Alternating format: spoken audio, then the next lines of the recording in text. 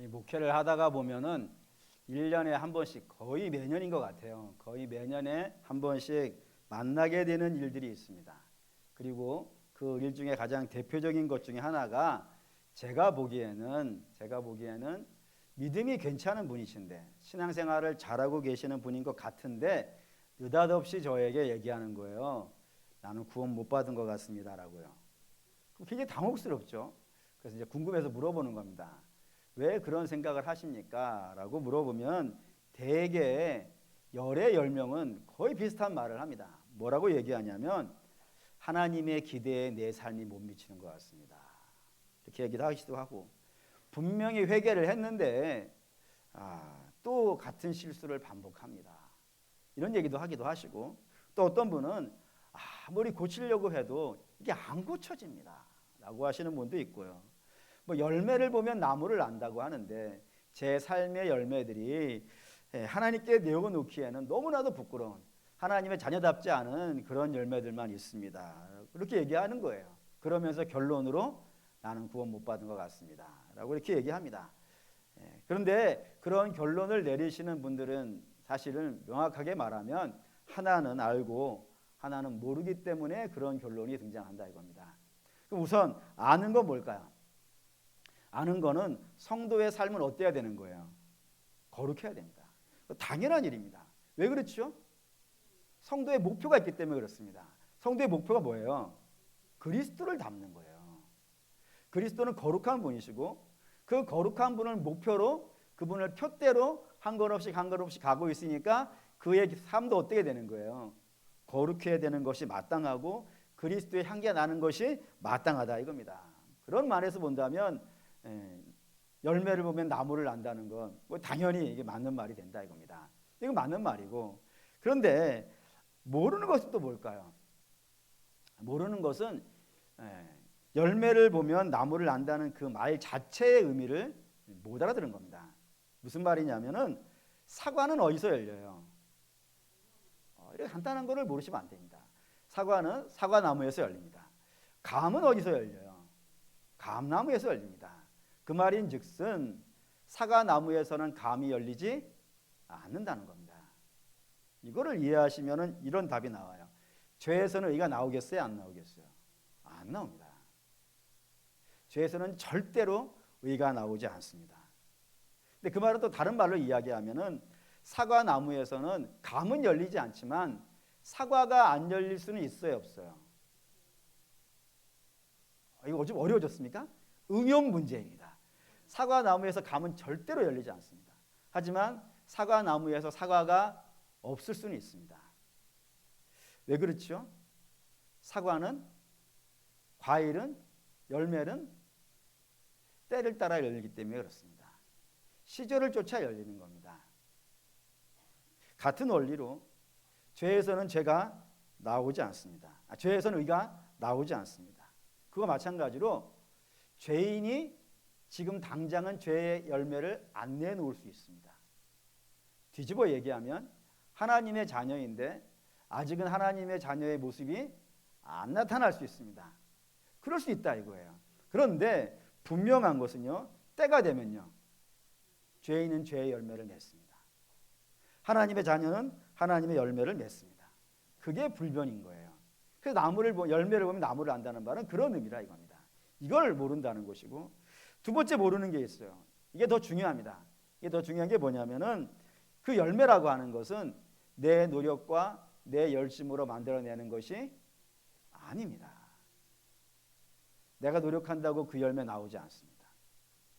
그럼 누구의 노력과 누구의 열심으로 그 열매가 나오는 걸까요? 이거를 성경을 가지고 좀 얘기를 해보려고 합니다. 먼저 첫사람 아담 이야기할게요. 제가 항상 설교를 하다가 아담을 많이 끌고 와가지고 이야기하는 이유가 있습니다. 그것은 처음부터 그랬다는 거예요. 도중에 바뀐 일이 없다고요. 그러니까 처음부터 그렇게 쭉 지금까지도 왔으니까 앞으로도 어떻게 될 것 같으세요? 안 바뀐다는 겁니다.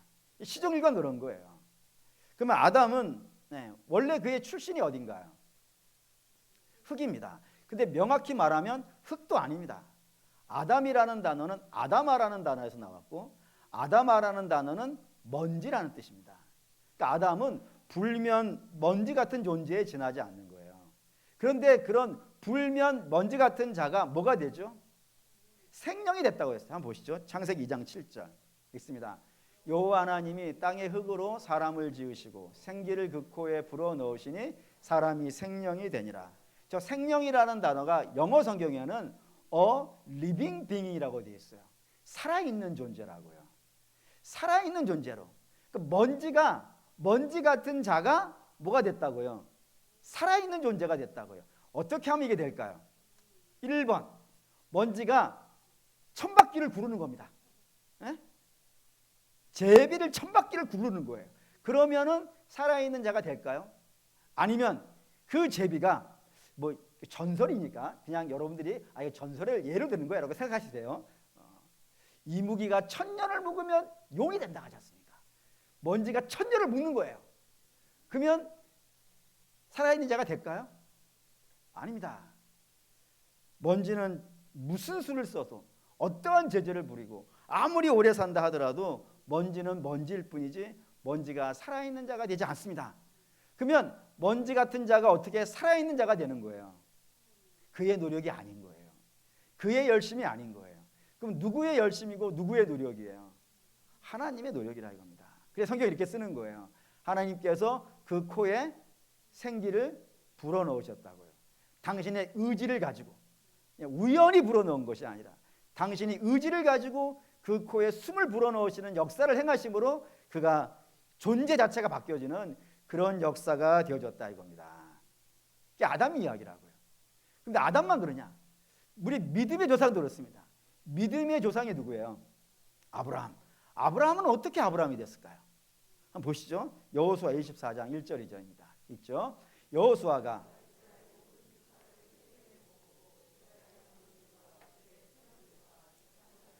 관리들을 부르매 그들이 하나님 앞에 나와 선지라. 여호수아가 모든 백성에게 이르되 이스라엘의 하나님 여호와께서 이같이 말씀하시기를 옛적에 너희의 조상들 곧 아브라함의 아버지 나홀의 아버지 데라가 강 저쪽에 거주하여 다른 신을 섬겼으나 라고 했습니다. 이게 아브라함의 가문의 첫 이야기예요. 여기에 여호수아가 우리의 조상을 설명하는 겁니다. 우리의 조상을 설명하는데 이건 여호수아가 한 말이 아닌 거예요. 그러니까 여호수아가 이야기한 것이 아니라 하나님이 여호수아에게 알려주셨다고요. 야, 너희의 조상 이런 사람이야 라고 알려주셨다고요. 그때 하나님이 여호수아에게 이스라엘의 조상이 어떠한 사람으로 알려주셨냐면 너희는 강 저편에 있었다 이겁니다. 이방에 있었다고요. 그 이방에서 뭐 하던 사람들이라고요? 다른 신 섬기던 자라고요. 그러니까 아브라함은 그 가문 대대로 여호와를 몰라요. 여호와를 아는 사람은 아무도 없어요. 아무도 없는데, 그 아무도 없는데 아예 그냥 하나님이 아니라 다른 신을 섬기던 가문인데 그런 가문의 사람이 믿음의 조상이 된 거예요. 어떻게 해서요? 아브라함이 보리수 밑에 앉아가지고 묵상을 했습니까? 아니 그냥 그는 다른 신을 섬기고 살아왔어요. 그런 사람인데 그가 하나님을 어떻게 알게 되어져서 믿음의 조상이 됐냐고요. 하나님께서 그에게 당신을 계시하셨고 그리고 그를 불러내셨고 그리고 그를 보호하셨으며 아시잖아요. 아브라함은 하나님께 불림받은 이후에 죽을 일이 쌓였던 사람이라 이겁니다. 수도 없이 죽을 일이 있었다고요. 그 죽을 일에서 하나님이 아브라함을 보호하셨고 그리고 그와 교제하셨고요. 결정적으로 그에게 선물을 주셨어요. 그 선물이 뭐예요? 아들을 주셨다 이겁니다. 아들을 주셨다고요. 그러니 하나님이 그를 보호해 주시지 않았다면, 그를 불러내 주시지 않았다면 그가 하나님을 알지도 못했을 것이고 하나님이 그를 보호해 주시지 않았다면요 그는 이미 죽었을 것이고 믿음의 조상이 되기 전에 그리고 그에게 아들을 주시지 않았다면요 아들을 바칠 수도 없었을 거예요. 그러니 아브라함이 강 저편에 있을 때부터 시작해가지고 믿음의 조상이 되는 그 모든 과정을 다 누가 주도하신 거예요? 하나님이 주도하신 거예요. 하나님이 열심 내시고 하나님 의지를 가지고 노력하신 그 결과 그 아브라함이 조금씩 변화되어져서 믿음의 조상이 되어졌다 이겁니다. 아멘이 되고 있는 중이죠. 여호수아 보시죠. 이사야 9장 1절 있습니다. 전에 고통받던 자들에게 흑암, 옛적에는 여호와께서 스불론 땅과 납달리 땅이 멸시를 당하게 하셨더니 후에는 해변길과 요단 저쪽 이방의 갈릴리를 영화롭게 하셨느니라. 흑암에 행하던 백성이 큰 빛을 보고 생명의 사망의 그늘의 땅에서 거주하던 자에게 빛이 비춰지도다. 주께서 이 나라를 창성하게 하시고 그 즐거움을 더하게 하셨으므로 추수하는 즐거움과 탈취물에 나눌 때의 즐거움같이 그들이 주 앞에서 즐거워하오니 이는 그들이 무겁게 맨 멍에와 그들의 어깨의 채찍과 그 압제자의 막대기를 주께서 꺾으시되 미디안의 날같이 하셨음이니라. 여기 이사야 9장 1절에 4절의 단어들을 좀 이렇게 구분해 놨어요. 파란색과 노란색으로 좀 구분해 놨는데 그 파란색에 있는 단어들이 고통과 흑암과 멸시와 명예와 채찍이에요. 이거는 전부 다 고통의 단어들이에요. 거의 괴로움의 단어들이에요. 슬픔의 단어들이에요. 이런 단어들이 누가 이런 상황에 있다고요? 이스라엘이 이런 상황에 있다고요. 근데 그 이스라엘이 어떻게 되어지냐면 전혀 반대되는 단어들이 등장한다 이겁니다. 이런 단어들이에요. 영화와 큰 빛과 창성과 즐거움과 추수. 이것도 이스라엘이라고요. 그러니까 고통에 있는 이스라엘을 영광의 이스라엘로 바뀐다 이거예요. 어떻게 해서요? 보시죠. 9장 6절에서 7절 읽겠습니다. 이는 한 아기가 우리에게서 낳았고 한 아들을 우리에게 주신 바 되었는데 그의 어깨에는 정사를 메었고 그의 이름은 기묘자라 모사라 전능하신 하나님이라 영존하시는 아버지라 평강의 왕이라 할 것임이라. 그 정사와 평강의 더함이 무궁하며 또 다윗의 왕자와 그의 나라에 군림하여 그 나라를 굳게 세우고 지금 이후로 영원히 정의와 공의로 그것을 보존할 것이라. 만군의 여호와의 열심히 이 일을 이룰 것이라 라고요. 누가 이뤄내는 거라고요? 여호와의 열심히, 내가 아들을 보내는 열심히 너희를 지금 비록 너희가 죄라고 하는 그 흑암의 고통 속에 앉아서 죄의 압제를 받고 고통 중에 살고 있지만 내가 아들을 보내서 그 아들로 말미암아 너희를 그 고통에서부터 끄집어내어 너희를 영화롭게 만드는 것은 나의 열심히 해낼 거라고요. 우리의 열심히 해내는 것이 아니라 하나님의 열심히 낼 거라고요. 그래서 구약은 늘 시종일관 동일한 말씀이에요. 나의 나된 것은 나의 노력과 나의 열심이 아니라요. 하나님의 열심이고 하나님의 노력이고 한 단어로는요. 은혜라 그런다 이거예요. 은혜로 되는 거라 이겁니다. 이게 신약에 오면 더 구체적이고 더 분명하고 더 뚜렷해져요. 예를 들면 요한복음 10장 잘 아시겠죠? 요한복음 10장은 선한 목자 이야기로 되어져 있어요. 근데 여기서 선한 목자는 누구예요? 예수님. 그러니까 목자가 있으면 뭐가 있어야 되는 거예요? 양이 있어야 돼요. 근데 이 양이 우리죠. 근데 이 양의 운명이 매우 위험해요. 왜 이걸 어떻게 설명하냐면 이 우리 안에 들어있는데 양이 우리 안에 들어있는데 이 우리 안에 들어있는 양을 노리는 강도와 도적이 있어요. 그래서 울타리를 넘어와 가지고 그 양을 빼앗아가는 그런 위험천지가 가득하 있는 우리의 양이 갇혀 있어요. 그런데 그 양에게 우리 주님께서 뭐 하신다고 되어 있냐면 양의 문 하시겠다고 되어 있다니까요. 양의 문이 뭘까요, 여러분? 요즘 말로 말하면 야간 당직 서신다는 거예요. 야간 당직 뭐 하는 거예요? 저도 옛날에 저 군산에 있을 때에 그 교회가 커가지고 부교육자들이 야간 당직을 매일 섰어요. 일주일간, 제가 이제 일주일간씩 돌아가면서 부목사님들이 일주일간 교회에서 야간 당직을 서요. 그 교회가 한번 불난 적이 있었기 때문에 아픈 사람이 들어와가지고 불을 내가지고 부목사들이 그것 때문에 야간 당직을 섰어요. 그때에 라꾸라꾸 침대를 사주기로 했어요. 그런데 거기에서 못 자요. 30분마다 한 번씩 교회를 전부 다 돌아야 돼요. 계속 밤새도록. 그 일을 제가 하면서 알았어요. 그때 처음 당직 써봤어요. 야간 당직이라는 건 안 자는 거예요. 안 자고 지키는 거예요. 근데 양의 문이 그거예요. 우리 주님이 야간 당직 쓴다고. 누구를 위해서요? 양을 위해서. 그게 졸지도 아니하시고 주무시지도 아니하시고요. 주께서 그렇게 지키신다고요. 뿐만 아니라 이 선한 목자는 양을 알아가지고 그 이름을 낱낱이 알아서, 남은 그 양을 모르지만 목자는 그 양을 안다고요. 알아서 이름을 부르면 양이 어떻게 해요? 그 목자의 음성을 듣고 나와서 목자를 따라서 가는 거예요. 그런데 이 목자를 따라서 가는 길 중에서도 위험천만한 일이 많이 있어요. 위험천만한 일이 많아가지고 악한 자들이 쳐들어오는데, 그때에 삭구는 자기를 지켜요, 양을 지켜요? 삭구는 자기를 지켜요. 그런데 선한 목자는요, 양을 지켜요. 그래서 양을 지키기 위해서 뭐를 내놔요? 자기 목숨을 내놔요. 그렇게 가는 거예요. 우리 주님이 우리를 부르시는 건 그런 거예요. 우리 주님이 우리를 불러내시고 보호하시고 당신의 목숨을 내어줘서 인도에 가셔서 결국에는 우리가 어디에 도착하는 거예요? 푸른 풀밭과 쉴만한 물가에 도착하는 거예요. 그러니까 양이 푸른 풀밭과 쉴만한 물가에 도착하는 것은 양의 의지가 아닌 겁니다. 목자의 헌신이고 목자의 노력이고 목자의 눈물인 거예요. 목자의 피를 빨아가지고 결국에는 양이 사는 거라 이겁니다.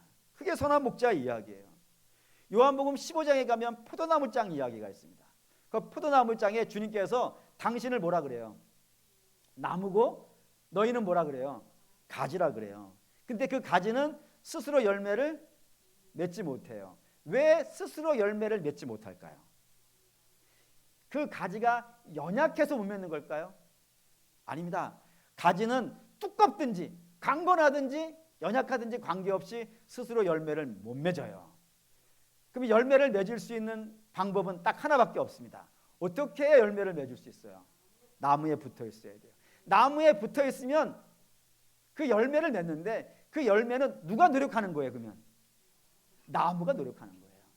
나무가 물을 빨아 올리고 나무가 양분을 빨아 올려 가지고 그걸 어디에 공급해 주는 거예요? 가지에 공급해 주는 거예요. 그래서 그 가지가 양분과 물기를 받아들여서 그 힘으로 잎도 피고 꽃도 피고 그리고요 열매도 나는 거예요. 열매도 나는 거예요. 그거 마찬가지로 우리는 가지고 예수님이 나무라면은 우리는 예수님의 것을 받는 거예요. 그래서 우리의 가지에 열리는 것은 누구의 열매인 거예요? 아니, 가지의 열매는 누구의 열매예요?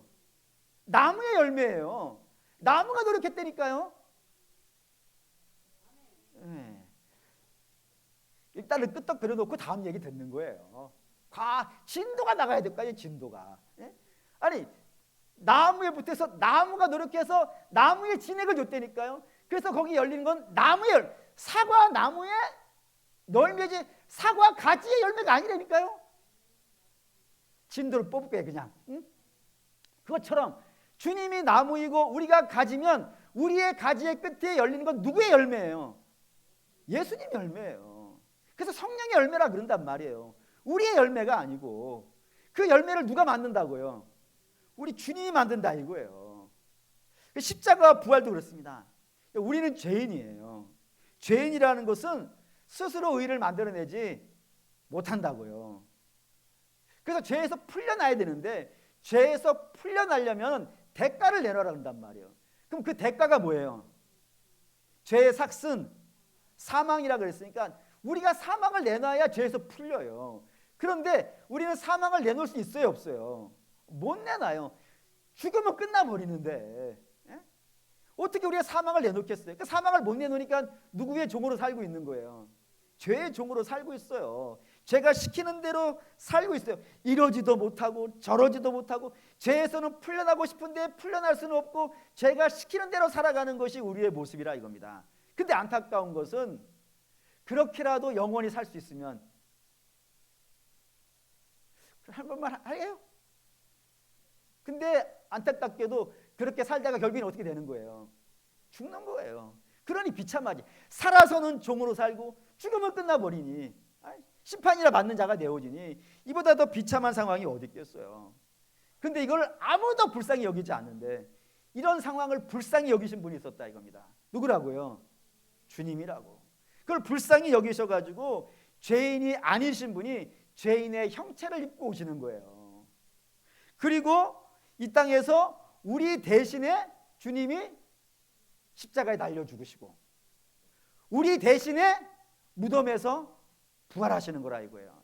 그 말인즉슨 십자가에 달려 죽은 것도 우리가 아니에요. 무덤에서 부활한 것도 우리가 아니라니까요. 전부 누가 한 거예요? 우리 주님이 하신 거라고요.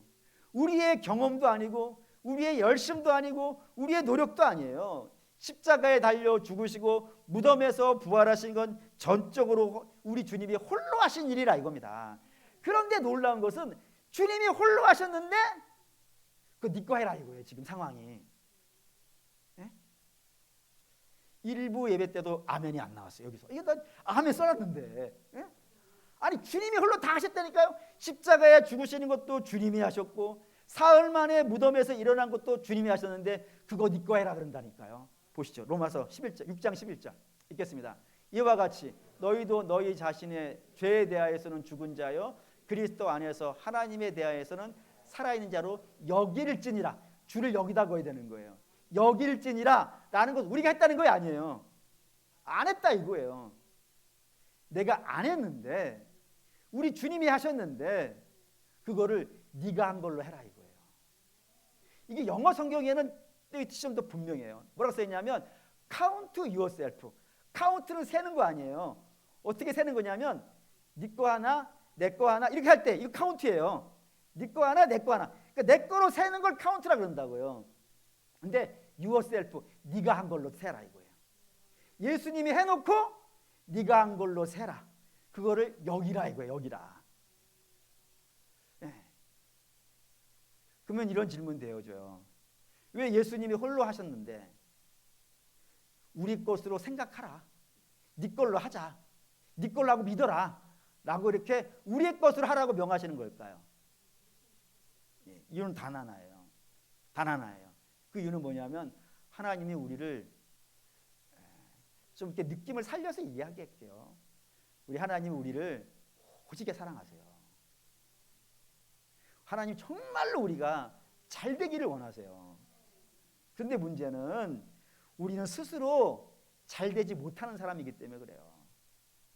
하나님은 우리가 복되게 살기를 원하시는데 정말로 복되게 살기를 원하시는데 우리 스스로는 복을 이루기는커녕 사망만 이뤄낸다 이거예요. 보시죠. 로마서 3장 23절 읽겠습니다.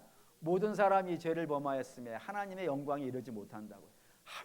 하나님의 영광에 이렇으니 저 인생이 내가 사랑하는 내 자녀가 하나님의 영광에 이르기를 원한단 말이에요. 그런데 어떠한 사람도 단 한 명도 하나님에 의해 이루지 못한다고요. 왜요? 예외 없이 다 죄인이라 이거예요. 예외 없이 다 죄인이기 때문에 이루지 못한다고요. 다른 거 보죠. 로마서 1장 21절 23절 읽겠습니다. 하나님을 알되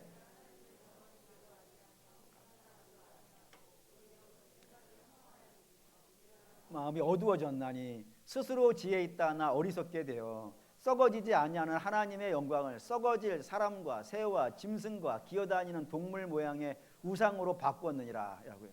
하나님이 온 세계를 통하여서 당신의 살아계심과 역사하심을 늘 보여주신다 이거예요.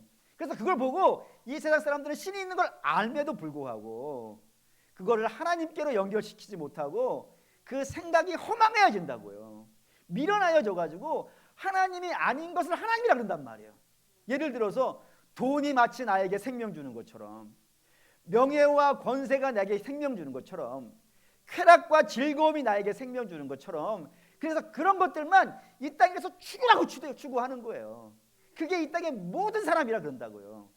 그러니 하나님에게만 생명이 나오는데 하나님이 아닌 것에서 복을 찾고 생명을 찾는 것이 이 땅에 살아가는 모든 사람의 모습이라고요. 그러니 그런 사람이 하나님에 의해 이룰 수 있겠어요 없겠어요? 못 이루지. 못 이루기 때문에 하나님께서 저를 당신의 세계로 부르시기 위해서는 누가 일을 해야 되는 거예요? 아무도 안 한다니까요. 일을 아무도 하나님을 안 찾는다니까요. 그래서 누가 찾게 해주시는 거예요? 하나님이 하시는 거예요. 그걸 은혜라 그런다고요. 은혜라. 하나님이 은혜를 베푸셔서 우리를 마음을 돌이키셨다 이거예요. 그러면 이렇게 한번 질문해 볼게요. 우리가 불신자였을 때, 옛날 불신자였을 때는 하나님을 의지하지 않기 때문에 십자가로 구원을 받는 거예요. 아멘입니까? 그럼 지금은요? 지금은 신자가 되었으니까, 성도가 되었으니까 이제는 십자가 의지하지 않아도 서실 수 있을 것 같으세요? 제가 이번 설교를 쓰고 나서, 이만큼 쓰고 나서 한번 제 자신을 점검해 봤어요. 한번 깊이 묵상해 봤어요. 묵상해 보는데, 물론 제가 옛날에 좀 못난 짓 많이 했다는 사실은 여러분 잘 아실 거예요. 그때에 비해서는 엄청나. 예? 제가 자꾸 저를 비유 삼는 이유는 제가 우리 교회 제일 믿음이 좋거든요. 꼭 부인할 수 없어요. 왜냐하면 저는 제 인생을 하나님께 바쳤거든요. 그래서 어쩌면 여러분들은 교회가 망해도 여러분들은 안 망할 수 있어요. 근데 저는 교회가 망하면 저도 망해요. 여러분들은 그냥 사기꾼에게 속았다 이러면 끝나면 될지 모르겠지만 저는 졸지에 사기꾼도 돼요. 그러니까 저는 이 주님과 운명이 같게 묶여 있어요. 그래서 저는 믿음이 좋을 수밖에 없어. 그런데 저는 한번 가만히 묵상해 봤더니 옛날에 비해서는 엄청나. 그런데 불구하고 가만히 들여다보니까 여전히 속에서 우라가 넘쳐요. 그래서 쉽게 분을 내요. 사모님 맨날 저한테 화 좀 그만 내라고. 그런 모습이 보였어요. 또 뿐만 아니라 하도 열을 받아가지고 사모님한테 그랬어요. 나 목사 그만하고 싶다고. 하기 싫다고 이거. 내 이게 천성이 안 맞아 이게 지금 나한테. 내 천성은 막 마음대로 뒤집고 사는 건데 이게 내 뜻대로 못하니까 죽겠는 거예요. 그래가지고 목사 그만했으면 좋겠다고. 내일 아침에 눈 뜨면 한 70대 됐으면 좋겠다고. 퇴직금 받아야 되니까. 미치겠는 거예요. 못하겠어요. 또 뿐만 아니라 TV에서 그 예쁜 연예인들 지나가잖아요. 그러면 넋놓고 쳐다봐요. 여러분은 안 하는데 여러분보다 훨씬 제가 못하는 거예요. 저 여자는 뭐를 먹었길래 저렇게 이뻐? 그런 마음도 품고 있어요. 또 뿐이 아니라 제가 새벽 3시에 일어나거든요. 대단하죠. 새벽 3시 30분에 교회를 와요. 뭐 하러 오겠어요? 설교 준비하러 와요. 왜 설교 준비하냐면 전날 안 해서가 아니에요. 전날 다 했어요. 근데 자고 나면 잃어버리네. 그래가지고 불안해가지고 못 자겠는 거예요. 그래서 새벽 3시 반에 와가지고 그때부터 다시 설교를 한번 다 점검해가지고 그리고 이제 1시간 반을 해가지고 설교를 해요. 그렇게 하는데 갑자기 제 마음에 이런 생각이 들었어요. 왜 이래? 이 설교를 몇 사람이나 듣는 줄 알아? 유튜브 가보세요. 새벽에 몇 분이나 보시는지. 그러는 거예요. 몇 명이나 보냐? 몇 보지도 않아. 그리고 새벽에 오시는 분들도 기도하러 오시는 거지. 사실 엄밀히 말해서 설교 들어오시는 분도 아니야. 근데 뭐 때문에 그렇게 좀 더 잘해보려고 잘하지도 못하는 설교를 누구 들으라고? 누가 듣는다고? 그렇게 몸부림치면서 하려고 애를 써. 하지 마. 대충 해, 대충. 대충 해도 돼. 누가 뭐라 하지 않아. 그냥 틀리지만 않고 대충 하고 아예 못 알아듣게 하면 더 좋아. 못 알아들으면 책망할 것도 없잖아요. 못 알아들었다고 못 알아들어서 그래요? 이런 거 아니겠어요. 그러면 되지. 뭐하러 그래. 애타자 하지 마. 이러는 거예요. 이게 부끄럽지만 제 모습이에요. 옛날에 비해서는 나아졌는데 옛날이나 지금이나 대놓고 본다면 100보 50보예요. 그게 그거예요. 여기에 구원의 향기가 느껴지세요? 아무리 생각해도 저를 가만히 점검해 보니까 그 모습 안에는 이런 모습 안에는 구원의 향기가 안 느껴지는 거예요. 그래서 참 낙심하고 있는 때에 베드로도 비슷한 상황을 본 것 같아요. 한번 보시죠. 갈라디아서 2장 11절에서 14절 읽겠습니다. 게바가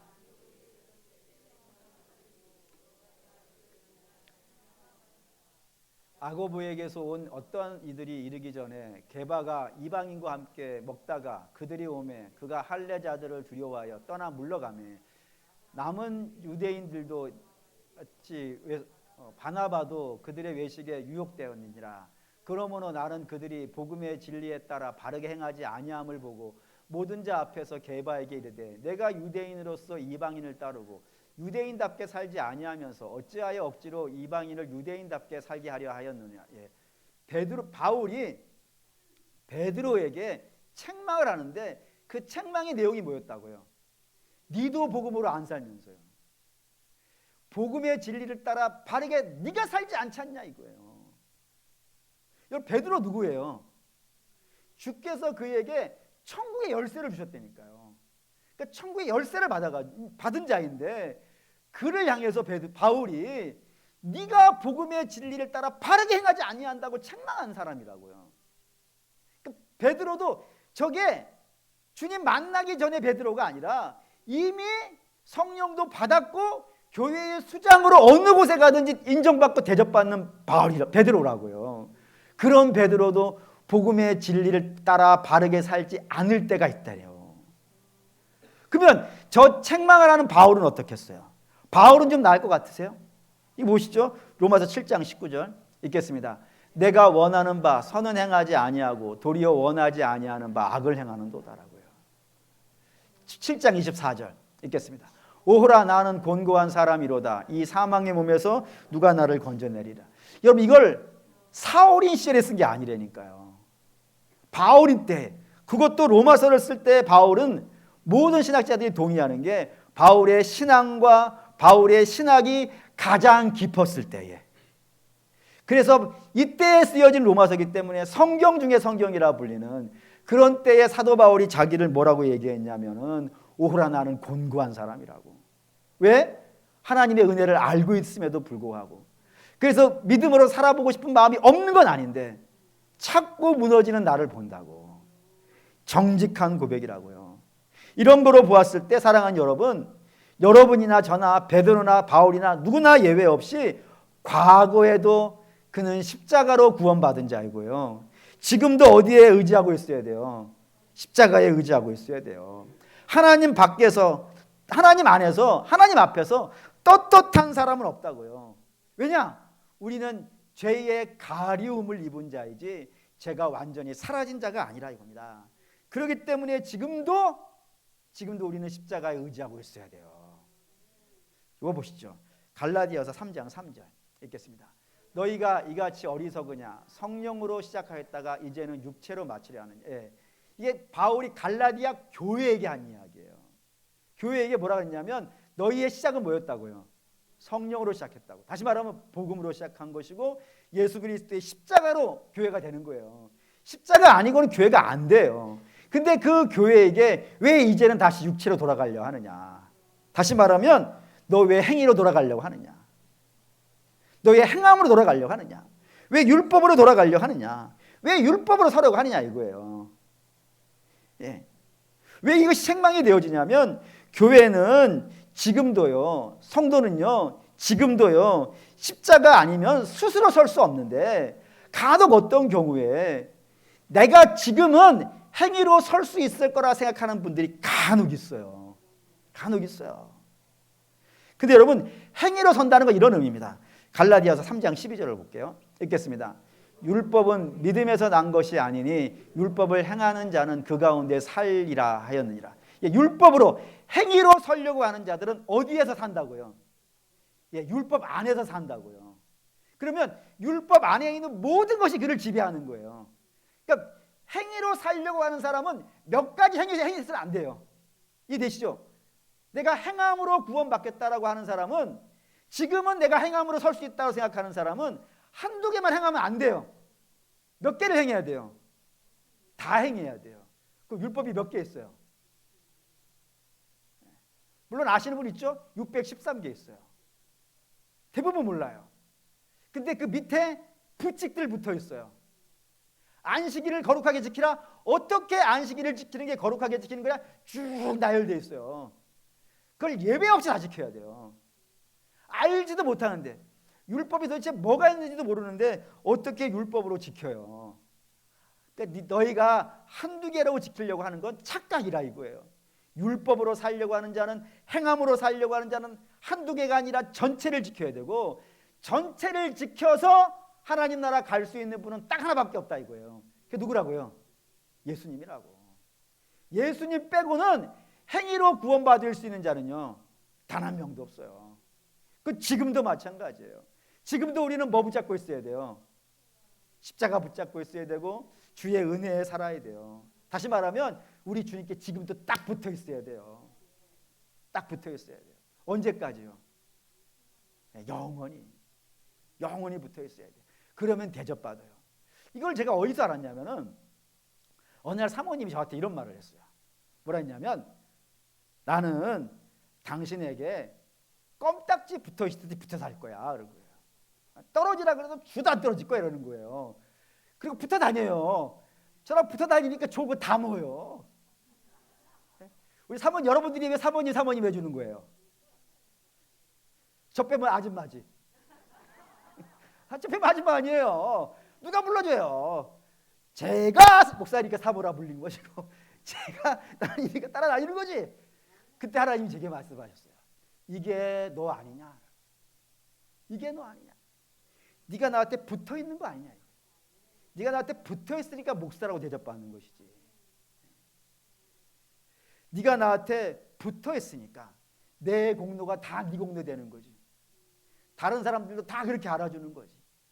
너가 내 곁에서 떨어지면은 너는 아무것도 아니야. 사랑하는 여러분, 놀랍지 않습니까? 우리가 예수님께 그냥 붙어 있는 거예요. 자격이 없는데 붙어 있어요. 하나님이 붙여주셨어요. 그리고 예수님이 하신 모든 공로를 다 네 거라 그러는 거예요. 이게 복음이라 이거예요. 놀랍지 않습니까? 여러분, 로마서 6장 1절 어떻게 시작인지 다시 한번 보시죠. 읽겠습니다. 그런즉 우리가 무슨 말을 하리요? 은혜를 더하게 하려고 죄에 거하겠느냐. 이거 지금 왜 이해하기 시작했는지 아시죠? 복음은 우리가 자격이 없음에도 불구하고 하나님이 당신이 하신 자격을 우리에게 주셔가지고 우리로 당신의 자격으로 구원해 주셨다 이거예요. 죄인을 아무것도 안 했는데 구원해 주셨다고요. 그러니 이게 이제는 죄 아래 살아도 되겠네? 우리 아무것도 안 해도 구원해 주시니까 죄 아래 살아도 되겠네? 이 얘기 때문에 나왔단 말이에요. 그러니까 구원이라는 건 우리가 아무것도 안 한 걸 하나님이 그냥 주시는 거라 이거예요. 그러면 그 말을 여러분 오해하셔가지고 그러면 이제 아무것도 안 해도 되겠네? 이렇게 가면 안 된다는 얘기를 시작하는 거란 말이에요. 우리는 지금 아무것도 안 하면 안 되는 것이고 하나님의 자녀가 되었으면 이제 어떻게 살아야 돼요? 의의 병기가 되셔야 되고요. 거룩한 산 제물이 되셔야 돼요. 근데 그거는 구원받은 자가 이렇게 사는 거예요. 구원 안 받은 자는 의의 병기가 되어지고 거룩한 산제물이 되는 거는 그림의 떡이에요. 하나님의 자녀된 자가 이렇게 사는 거예요. 그걸 자녀된 자에게 요구하는 거라니까요. 뭐 예를 들어 볼게요. 여러분들이 자녀를 학교에 보내려고 그래요. 자녀를 학교에 보낼 거예요. 그러면 제일 먼저 뭐가 있어야 돼요?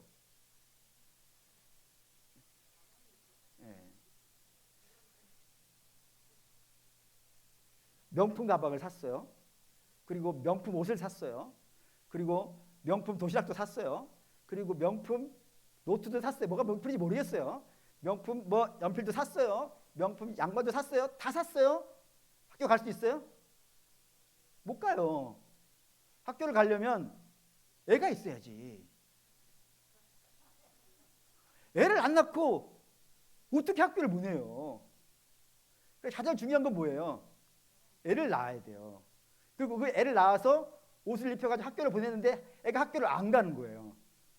그러면 애 낳은 걸 취소할까요? 취소할 수 있어요, 없어요? 취소할 수 없어요. 그 때문에 뭐 하는 거예요? 저 패는 거잖아요. 아, 맞아요, 들려요. 애를 취소하지 그냥. 뭐하러 힘들게 때려요. 애를 취소해버리지. 그게 안 되니까 이미 내 자식이니까 패는 거 아니겠어요. 하나님이 우리를 의의 병기가 되게 하시려면, 하나님이 우리를 거룩한 산 제물이 되게 하시려면은 하나님이 자녀로 만들어 놔야 돼요. 먼저 이걸 안 하면 우리가 의의 병기가 돼서 하나님 자녀 되는 거 아니고 거룩한 산 제물이 되어서 하나님 자녀가 되는 게 아니라고요. 하나님의 자녀를 만들어 놓고 그에게 지금 요구하고 있는 거예요. 그래서 로마서 12장은 아직 지금 6장 하고 있어요. 6장. 그러므로 형제들아 내가 하나님의 모든 자비하심으로 너희를 구하노니 너희를 거룩한 하나님의 산제물로 드릴지라. 이건 너희의 영적 예배니라. 너희는 이 세대를 본받지 말고 마음을 새롭게 함으로 변화를 받아 아버지의 선하시고 기뻐하실 뜻이 무엇인지 분별하도록 하라. 이거 12장이에요. 12장. 아직 갈라 멀었어요. 그 12장 성화 얘기가 하는 것이고, 그거를 하기 위해서는 먼저 뭐부터 해야 되는 거예요? 하나님의 자녀로 만드시는 일을 해야 된단 말이에요. 근데 이놈의 자식이 안 하는 거예요. 그럼 어떻게 하겠어요? 히브리서 12장 징계하시는 거예요. 아비가 장인을 징계해서 그 자녀에게서 뭐가 나오게 하는 거예요? 훌륭함이 나게 하듯이 하나님이 당신의 자녀를 징계하셔가지고 그에게 의의 평강의 열매가 나오게 하신다고요. 그러니 하나님이 여러분들을 자녀 삼으셨다면 올바른 짓을 못하면 혼내는 게 맞아요. 맞아요. 혼나지 않으면 이상한 거예요. 고로 사랑하는 믿음의 성도, 이걸 성경은 하나님의 사랑이라 그런다고요. 징계를 하나님의 사랑이라고요. 그래서 부모의 사랑, 부모의 징계가 우리를 훌륭한 사람으로 학교를 가게 만들듯이 하나님이 당신의 징계를 통하여서 우리를 훌륭한 길로 가게 만든다 이겁니다. 그리고 사랑하는 여러분, 우리가 구원받은 근거를 우리의 행위하면서 찾지 마세요. 왜요? 안 찾아져요. 제가 지금 저를 찾아봤더니 아까 말씀드렸잖아요. 거기 어디에 구원의 향기가 있어요. 여러분, 우리는 구원의 근거를 지금이라도 우리 안에서 찾으려고 하면 여러분들은 하나님의 자녀답지 않은 것이 더 많아요. 훨씬 더 많아요. 우리는 우리의 행함으로는 지금도 하나님 나라 못 가요. 그런데 그럼 우리는 구원의 근거를 어디서 찾아야 돼요? 예수님에게서 찾아야 돼요. 예수님에게서. 왜요? 하나님 우리를 여기 붙여버리셨다니까요. 이 붙인 강도가 얼마나 강력한지 아십니까? 보시죠. 로마서 8장 38절 39절 읽겠습니다. 내가 확신하노니 장래일이나 인력이나 높음이나 깊음이나 다른 어떤 피조물이라도 우리를 우리 주 그리스도 예수 안에 있는 하나님의 사랑에서 끊을 수 없느니라. 하나님이 우리를 당신의 자녀에게 붙여버리셨다고요. 아들에게 붙여버리셨다고요. 이 붙여버리신 것을 뗄 자가요 없어요.